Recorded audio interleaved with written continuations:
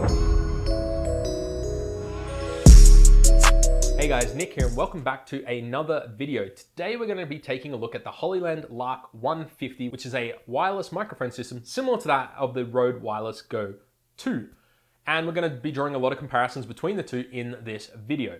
So let's start off with the price. The Rode Wireless Go 2 currently comes in at $300, and what you get there is 2 transmitters, so microphones, and 1 receiver. The Lark 150, however, comes in at $279. You get the exact same, but you also get a bunch of other stuff like 2 lavalier mics, so you can plug them into the receiver. You also get this awesome charging case, which magnetizes each device in there, so you can literally just slot them in, and it charges via USB-C, so you always know where your devices are. The Rode ones, you have to charge them individually. So this is, seriously, like this alone is a game changer. And then you also get your standard stuff like little furry, like dead cats and stuff like that to chuck on the microphones themselves. Right off the bat there, guys, I mean, it's pretty hard to do microphone reviews on YouTube where the quality is compressed to this shit, but $279, so you're saving yourself $20, and straight up you're getting more.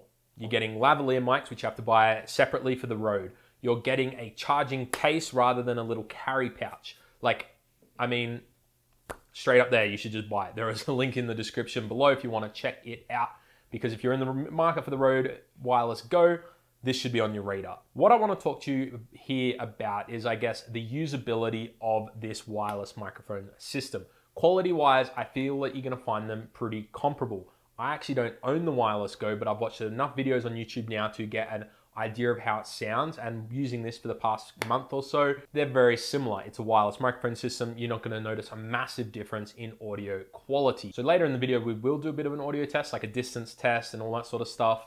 That'll be timestamped here if you want to check it out. But I want to talk about the usability, because when you're shooting client videos and all that sort of stuff, usability is important. So off the bat, let's talk about this charging case.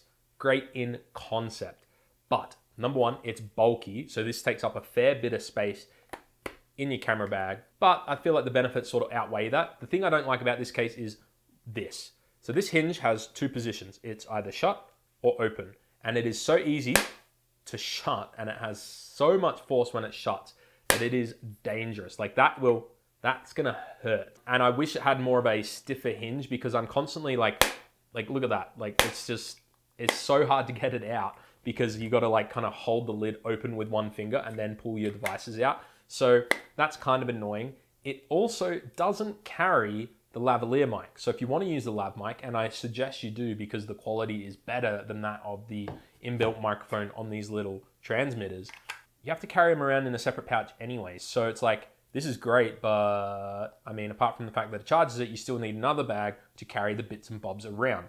Another thing I don't like about this charging case is you get these awesome furry little dead cats, which just plug straight into the audio port and just clip on. They're awesome. Like, I love them, but it won't shut with that in there.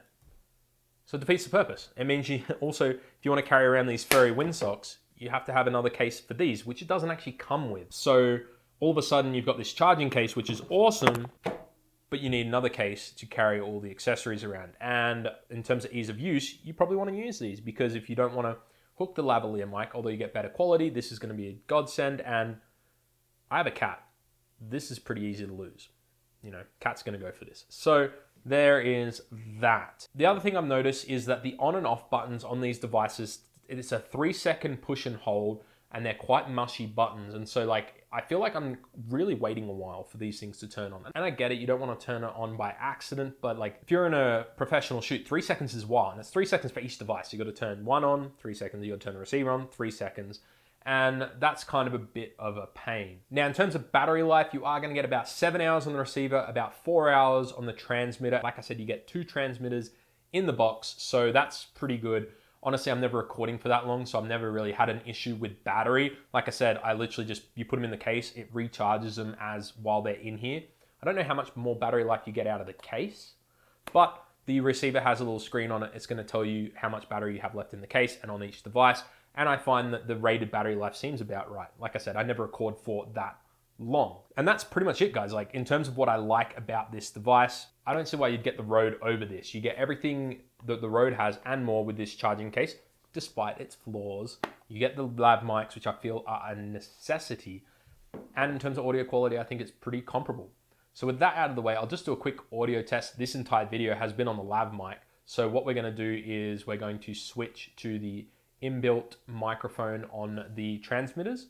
So we'll do a quick test with that, and then we'll come back and sort of finish up the video. This is a test of the microphone inbuilt to the transmitter. I repeat, this is a test of the microphone built into the transmitter. This is a microphone test of the transmitter with the dead cap. I repeat, a test of the microphone of the transmitter with the dead cap. And finally, this is a test of the lavalier microphone included with the Lark 150 plugged into the transmitter.